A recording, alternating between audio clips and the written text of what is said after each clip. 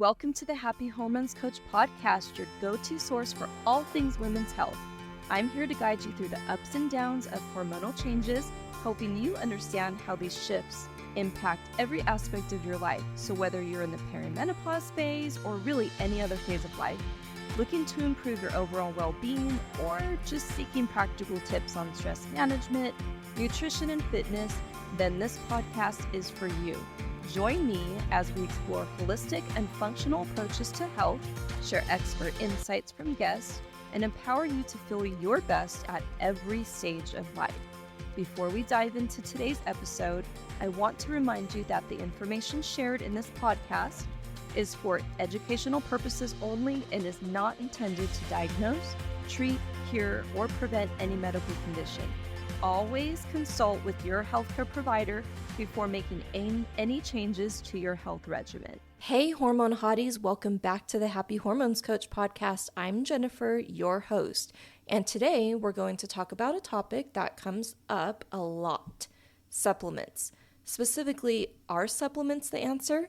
What should you take? What should you skip? And why it might not be as simple as just adding pills to your routine.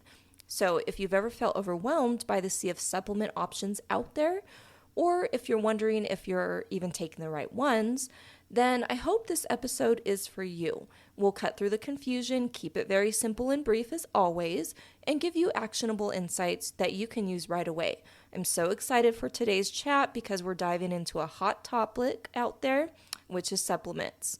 But before we get into the nitty-gritty, I want to touch quickly on something close to my heart, the term hormone hottie. As you've been hearing me say since I first started this podcast and even before then, you've probably heard me just throw it around and even on socials and my blogs, etc., etc.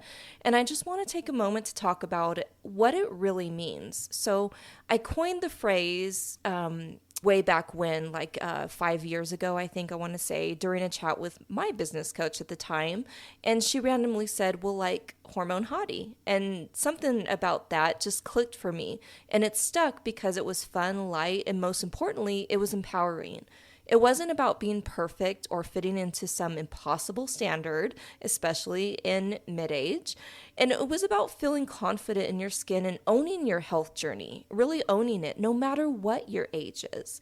Now, I know it might sound playful, but at the heart of it, it's a term I use to inspire and empower women to embrace their midlife transition with grace, health, and confidence, and really at any age and stage. I just love it. So, that's why I just, trademarked the term hormone hottie and just absolutely love it.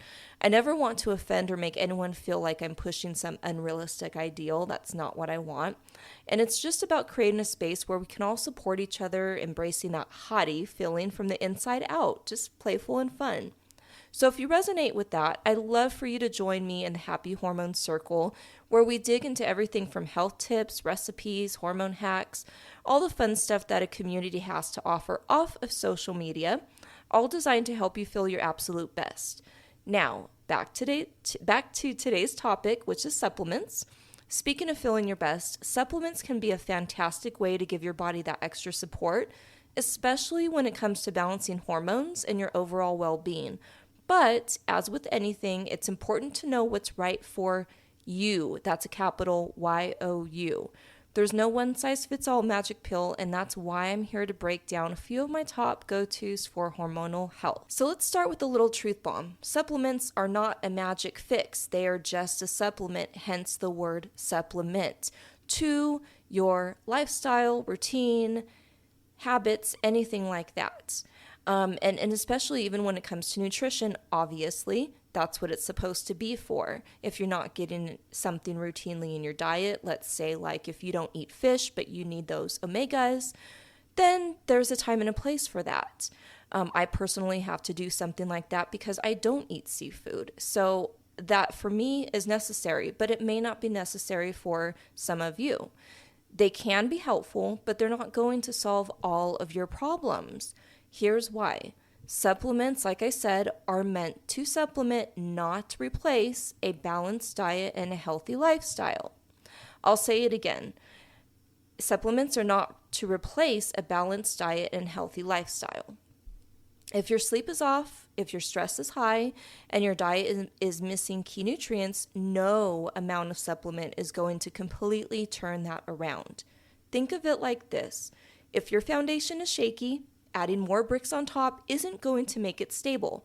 That's why I often work with my clients on the basics first, like sleep, stress management, nutrition, and so on in my signature Simply method. Then, if we find that they still need support, I look into, deeper targeted supplements at that point. And why does it matter? Because if you're spending hundreds of dollars on supplements but aren't seeing any real results, or let's say you stop the supplements, but then it goes back to how you were before, or actually in most cases, it's been worse that I've seen with clients and even myself way back when. It could be because those foundational pieces aren't in place yet. So supplements should be the cherry on top, okay? Not the entire sundae, not even close. Now let's get into the specifics. What supplements might actually be worth adding to your routine, especially in midlife?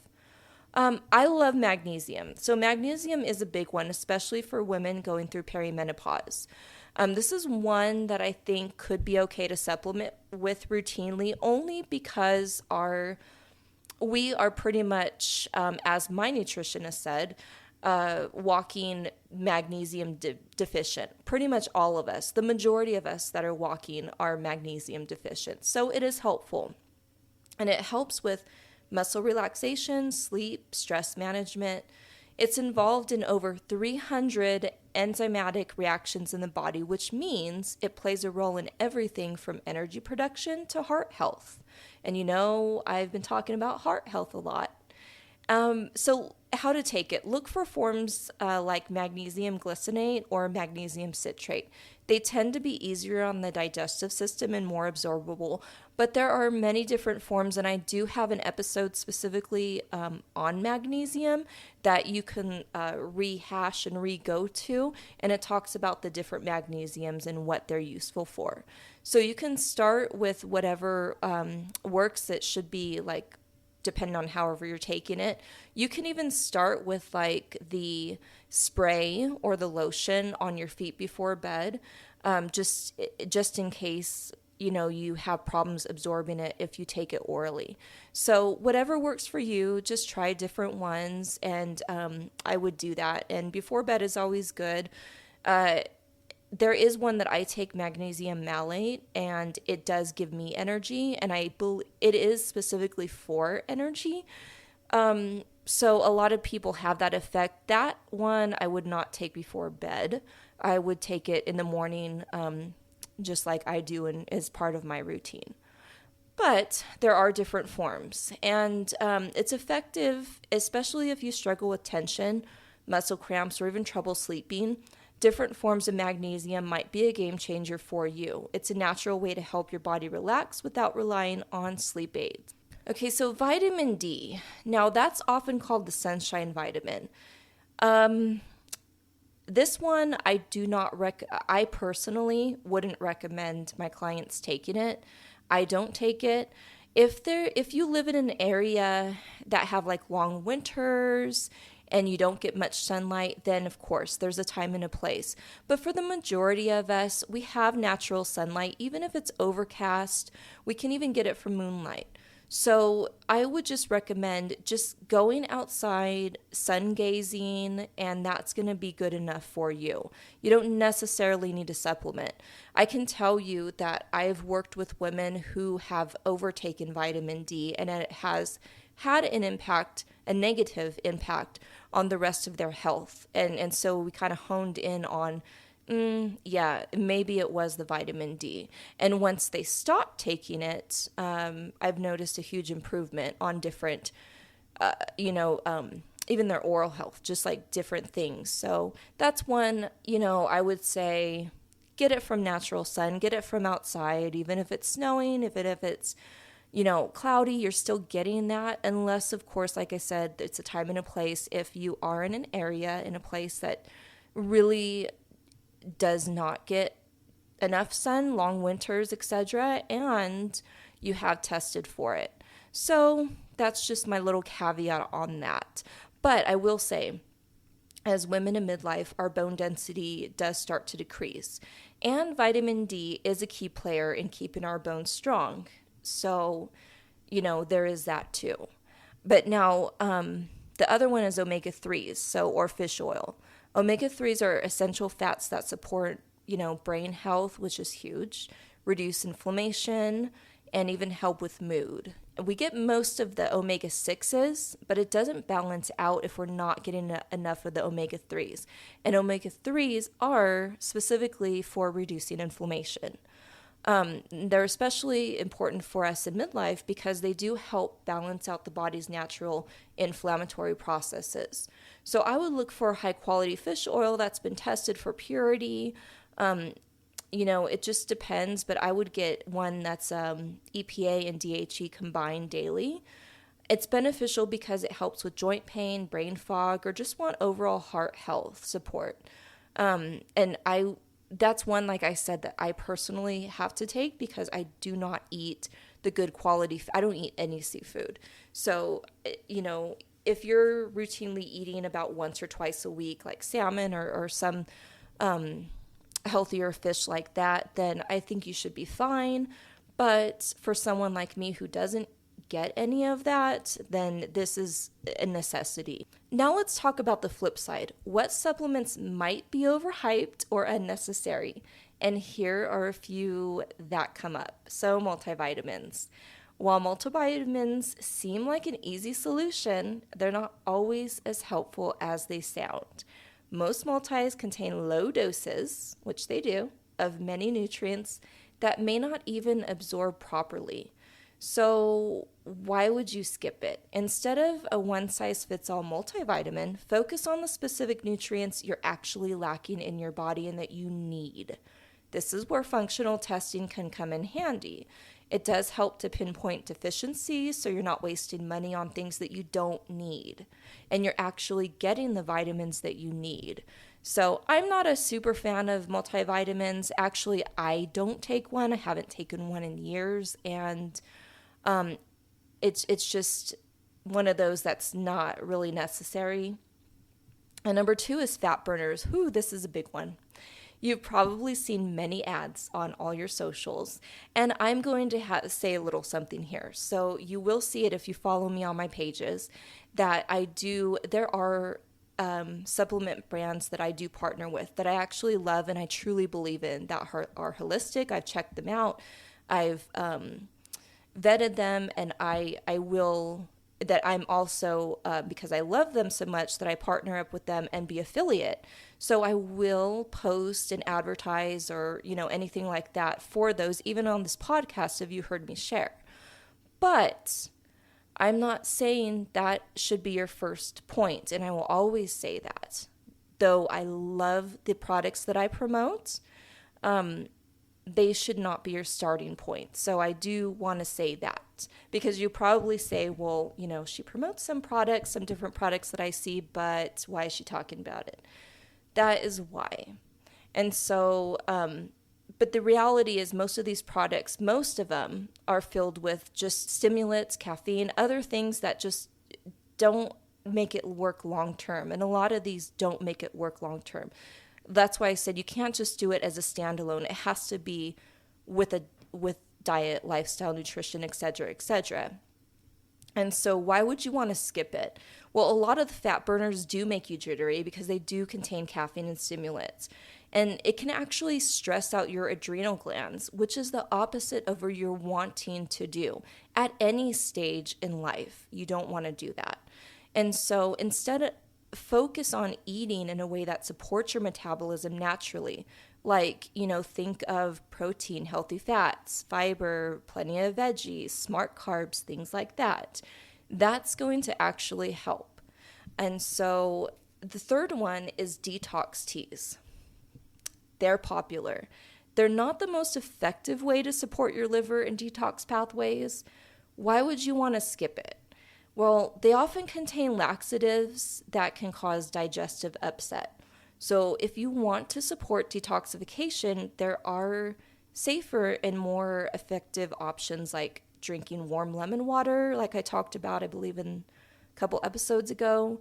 eating fiber-rich foods, using targeted detox supplements like those from Cellcore, or any of the other ones.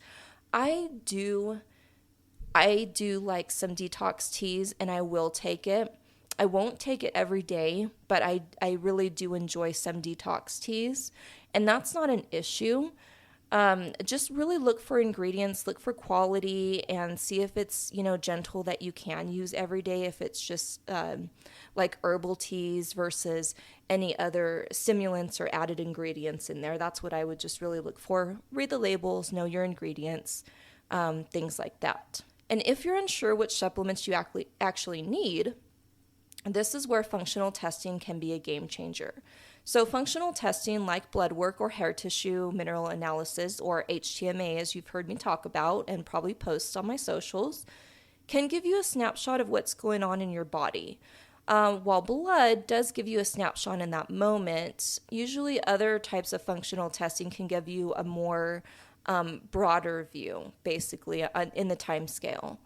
And it helps us identify things like mineral imbalances, vitamin deficiencies, heavy metals, so on and so forth, that you can maybe look at supplements if needed in a targeted way versus just reading something online or suggestions from everybody saying, this is good, this is bad, take this, take that. It gives you a more targeted and personalized approach for you specifically. So for an example, let's say your HTMA results show low levels of potassium and magnesium. Then we know that focusing on those minerals will be more effective than a generic multivitamin. Or it could be something else. It's really tricky with the hair. But functional testing takes the guesswork out of supplementation, saving you time and money, because I know supplements are expensive, and frustration. So if you're curious about functional testing, reach out and I can guide you through the process, because I do use that in my practice along with blood work and high quality supplements as well.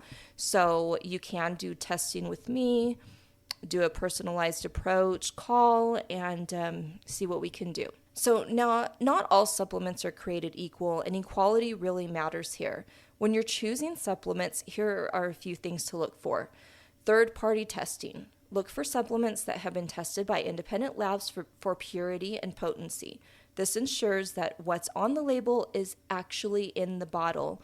Now, I would caution you to not get your supplements from like Amazon, Costco, anything over the counter like that, only because there's been so many recalls. There have been actual studies or tests, and it just hasn't been all what's on the bottle, especially Amazon. So you can research that and look into it yourself.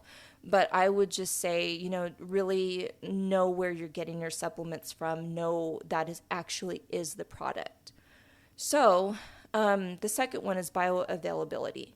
This refers to how well your body can absorb the supplement. For example, forms like methylated B vitamins are more absorbable than standard forms, but I will have a caveat to that also, saying that some women do not respond well to the methylated form. So just know your body and kind of experiment, test with that.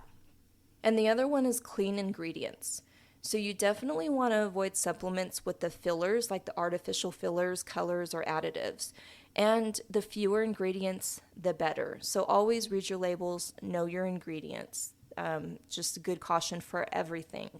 And I'll share a story about a client of mine. Let's call her Sarah. So Sarah came to me feeling exhausted, stressed, and no matter what she tried, she couldn't lose weight at all. She was taking a handful of supplements every day, some that a friend had recommended, others that she found online on a blog, but she wasn't seeing any real changes. So we decided to pull back, focus on the basics, cleaning up her diet, getting her sleep back on track, reducing stress. Once we did that, we added in just a few targeted supplements based on her testing, so what she needed. She did start the magnesium for sleep and quality fish oil for inflammation. And within a few weeks, she started to notice more energy, focus, and fewer of those junk food cravings. So the lesson here, it's not about taking more. It actually could be less. It's really about taking the right ones. And that starts with building, like I said, a solid foundation first. So here's a takeaway. Supplements can be helpful. It can be a helpful tool, but they're not the whole answer. They're not the end all be all. Focus on building a strong foundation first, good sleep, balanced nutrition, and stress management, and more. Then if you need that extra support, choose your supplements wisely. Thanks so much for tuning in today. If this episode helped you, share it with a friend or post about it on social. And if you're looking for more guidance on which supplements might be right for you, or even which labs you might need to do, check out the show notes or reach out to me directly. I'm always here to help you feel good, period. Until next time, take care of yourself and keep those hormones happy. Thank you for tuning in to the Happy Hormones Coach podcast. I hope you found today's episode insightful and empowering. Remember, taking charge of your health is a journey, and I'm here to support you every step of the way. If you enjoyed this episode or any of the other episodes, please be sure to share, subscribe, rate, and leave a review. It does help me to reach more women like you who are striving for optimal health and happiness. And don't forget to follow me on social media for daily tips and inspiration. Until next time, stay healthy, stay happy, and keep thriving.